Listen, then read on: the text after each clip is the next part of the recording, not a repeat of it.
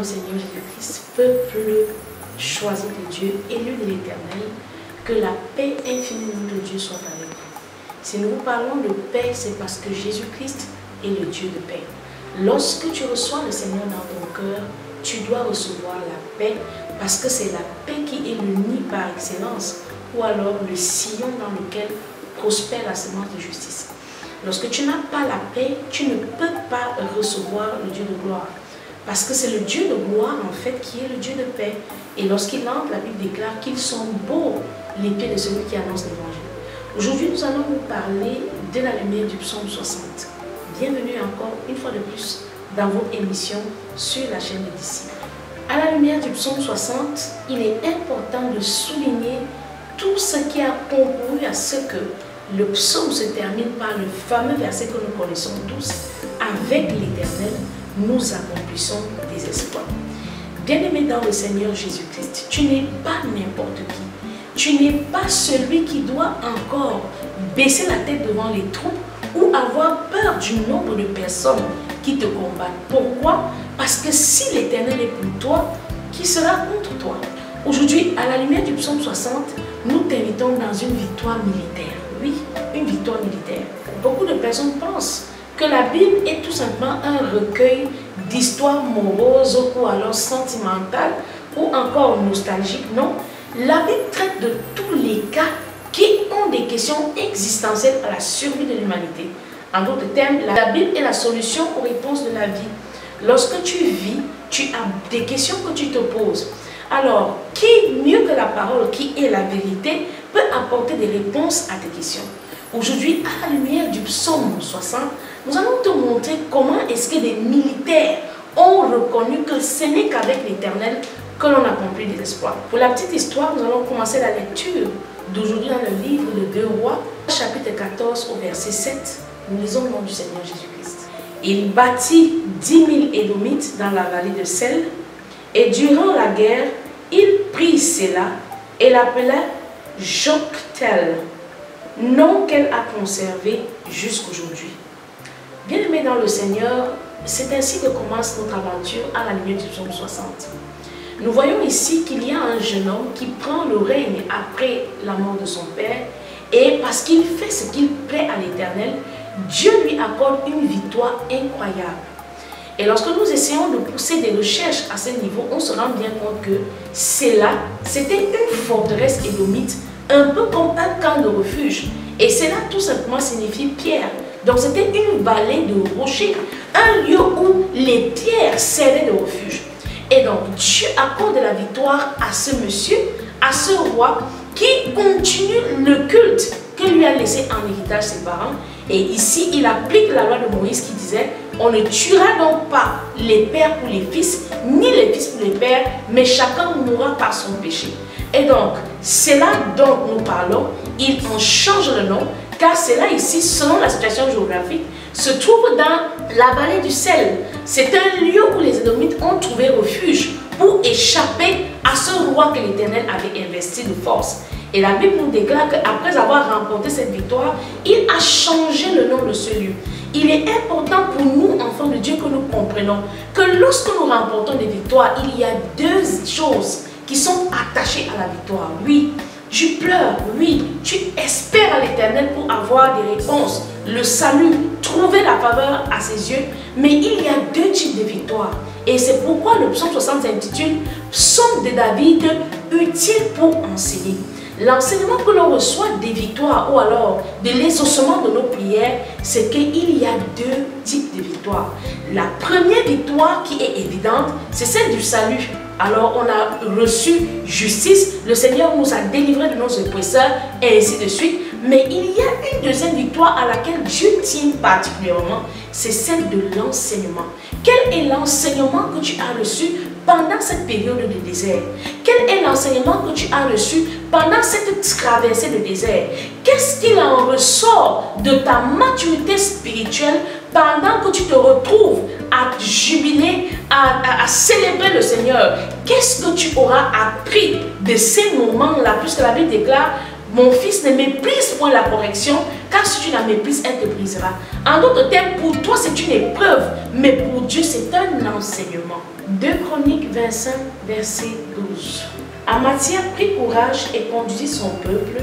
Il alla dans la vallée de Sel et il bâtit 10 000 hommes, des fils de Séhir. Et les fils de Juda en saisirent 10 000 vivants, qu'ils menèrent au sommet d'un rocher, d'où ils les précipitèrent et tous furent écrasés. Voilà les victoires que Dieu accorde à ceux qui lui sont agréables. Mais il faudrait encore savoir tirer un enseignement des étapes de notre vie. Lorsque tu commences par la stérilité, ce n'est pas forcément parce que Dieu veut que tu ne sois pas heureuse. Parmi les femmes dont la mamelle a allaité, non. Il y a une leçon que Dieu veut que tu reçoives dans ce désert-là pour très certainement t'amener à devenir supérieur aux autres. Car il y a des femmes qui accouchent, mais il y a des femmes qui accouchent dans le témoignage après la stérilité. Vous allez voir que de telles femmes ont un tel amour envers tous les enfants qui les entourent, qu'elles ne diront pas facilement comme une autre que ce n'est pas mon enfant, parce que ce n'est pas moi qui l'ai accouché, je ne peux pas lui faire du bien. Il y a des femmes comme ça qui ont enfanté, mais qui ont des cœurs stériles. Il n'y a pas juste une victoire dans l'enfantement, mais il y a que nous devons avoir le cœur de mère qui accompagne l'enfantement.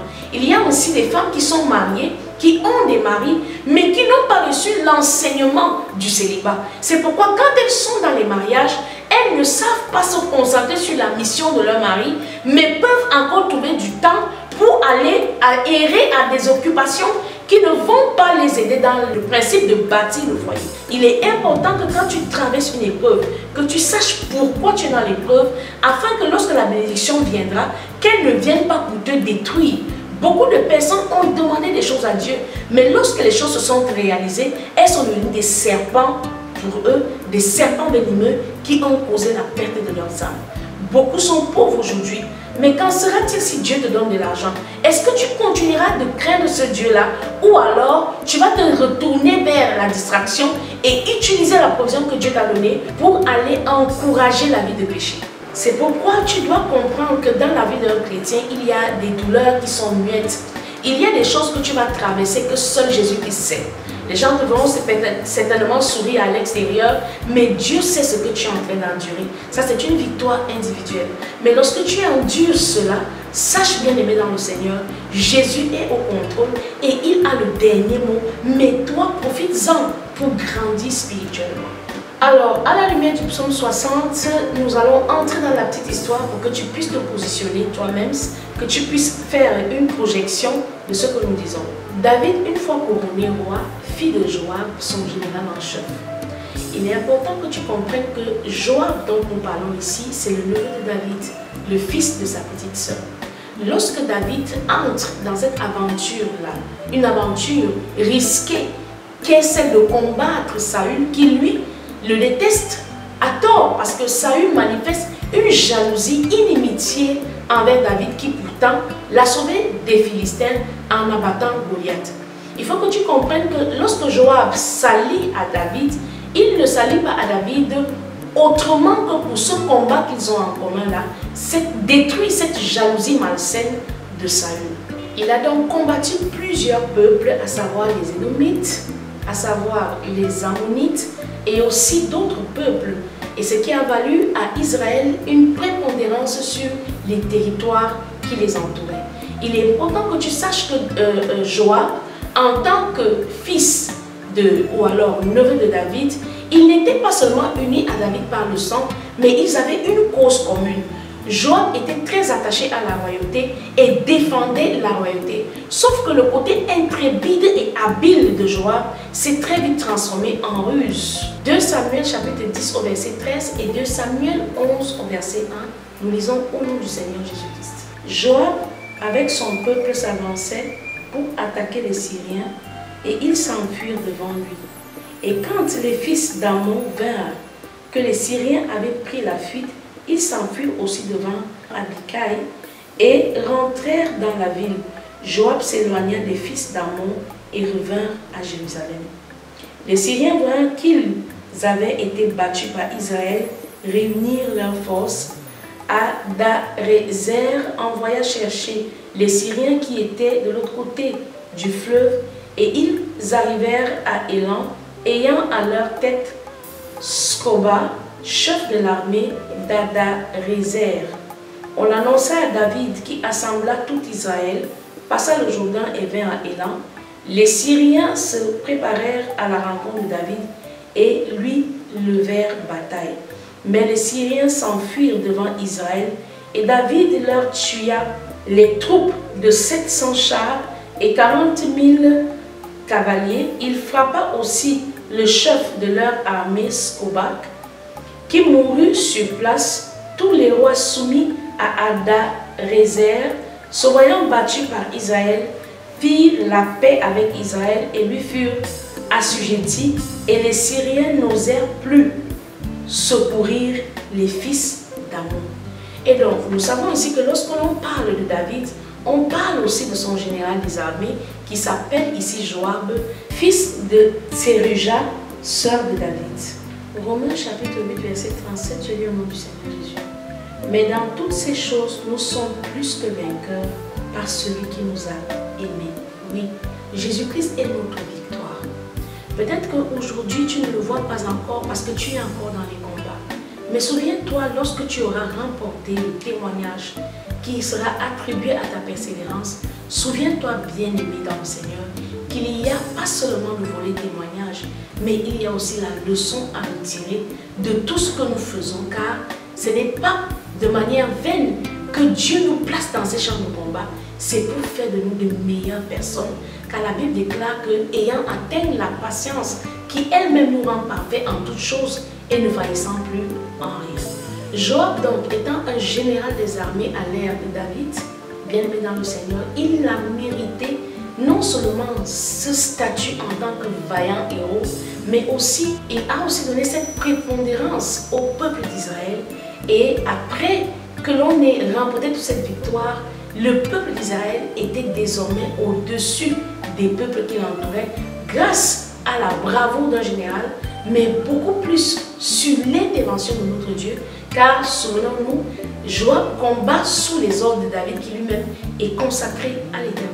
Après avoir remporté autant de batailles envers les peuples qui entouraient Israël, à savoir les Édomites, à savoir les Ammonites et d'autres peuples, nous avons que Joab a été un général vraiment qui a mérité son poste sous le règne du roi David. Sauf que beaucoup d'entre nous, nous commençons des choses que nous n'arrivons pas à terminer à cause de nos intentions. Nous commençons à combattre avec une sainte colère parce que nous voyons ici que Joab s'unit à David parce qu'il n'est pas d'accord que le roi Saül s'élève contre son oncle avec une telle jalousie, créant une telle inimitié. Mais sauf que, parce qu'il est habile, général et doué, il a aussi cette ruse-là qui va le trahir à la fin et il s'en va être tué par David sous les ordres de son nouveau général appelé Benaya.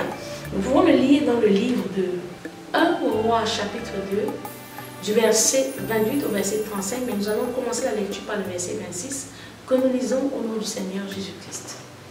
Le roi dit ensuite au sacrificateur Abiatar, va-t'en à Anathoth dans tes terres, car tu mérites la mort. Mais je ne te ferai pas mourir aujourd'hui, parce que tu as porté l'arche du Seigneur, l'Éternel, devant David, mon père, et parce que tu as eu part à toutes les souffrances de mon père. Ainsi Salomon dépouilla Abiatar de ses fonctions de sacrificateur de l'Éternel, afin d'accomplir la parole que l'Éternel avait prononcée sur la maison d'Élie à Silo. Le bruit en parvint à Joab, qui avait suivi le parti d'Adonijah, quoiqu'il n'eût pas suivi le parti d'Absalom. Et Joab se réfugia vers la tente de l'Éternel et saisit les cornes de l'autel. On annonça au roi Salomon que Joab s'était réfugié vers la tente de l'Éternel et qu'il était auprès de l'autel. Et Salomon envoya Benaja, fils de Jénojada, en lui disant, va, frappe-le.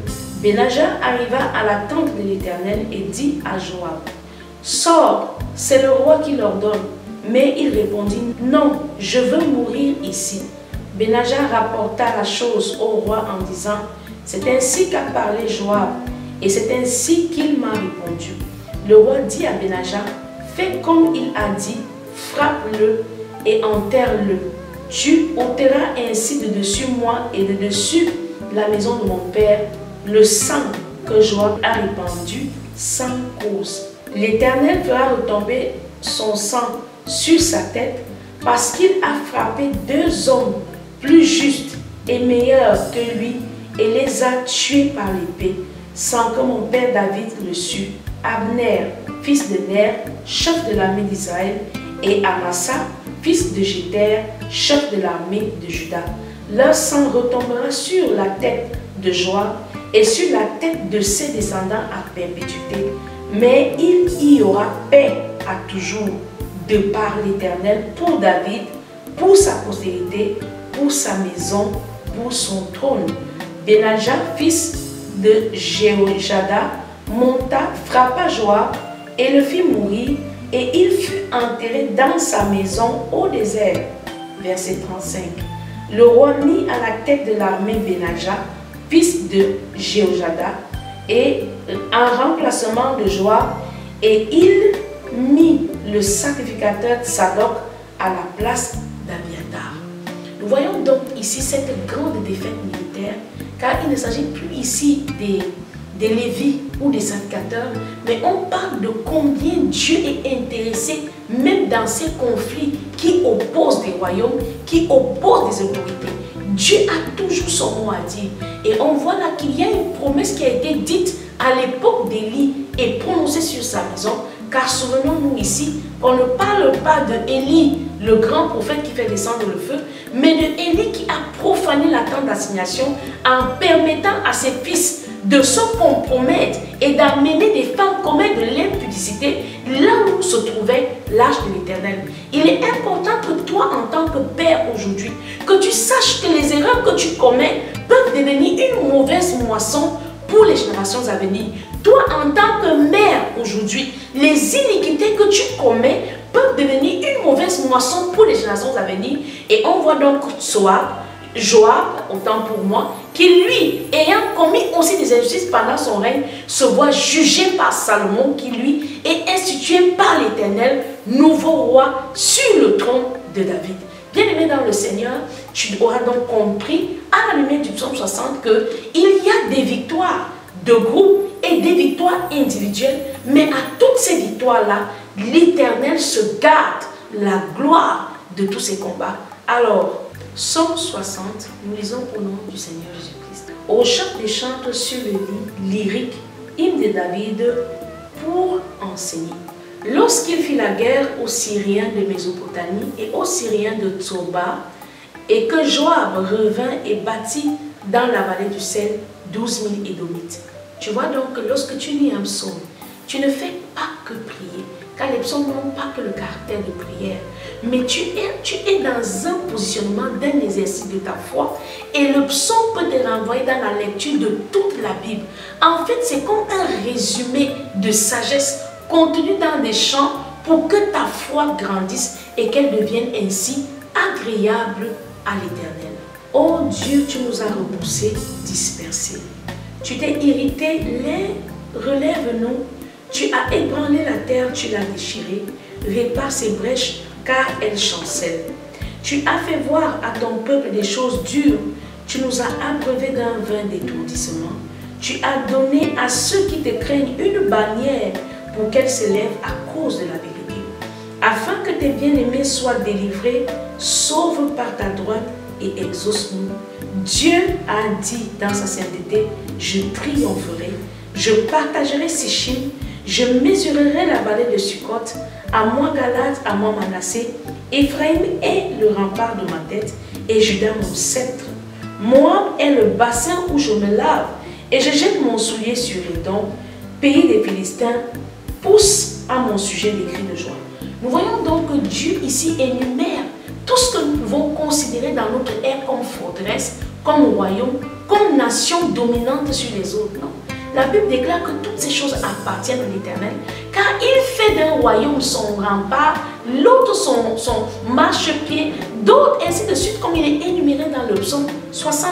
Ne craigne pas les représailles, retrouve-toi dans la présence de Dieu, attache-toi à lui, car c'est avec lui que l'on accomplit des exploits et des victoires collectives, comme on parle là d'une défaite militaire et des victoires individuelles. Mais souviens-toi toujours qu'à chacune des épreuves, il y a un enseignement à recevoir. Car le psaume de David, ici, à la lumière du psaume 60, dit « Psaume pour enseigner. Qui me ramènera dans la ville forte?